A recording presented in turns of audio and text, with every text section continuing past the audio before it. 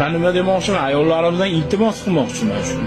Erini avtomobili bormi, ayollardan juda iltimoschiman. Ayniqsa shu ko'chaga chiqib ketayotganda eringiz yaxshi kayfiyatda chiqaring, iloji bo'lsa yaxshi borib keling, dadasi deb bir yuzidan o'pib chiqaring eringizni. Shu 4-marta eshitishim, gapirishga majbur bo'ldim. Fevral oyida oradan yana 2 marta, hozir 4-shu. Shu voqeani eshitishim.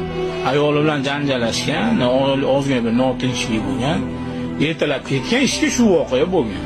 Mana hozir janozaga borib kelyapti. Endi nima qilasiz? Eringiz bir yomon xarakterga ko'nmagansiz, endi umuman yo'qligiga ko'nib yashaysiz-da, tavbangizga tayanib boshqa ilojingiz yo'q.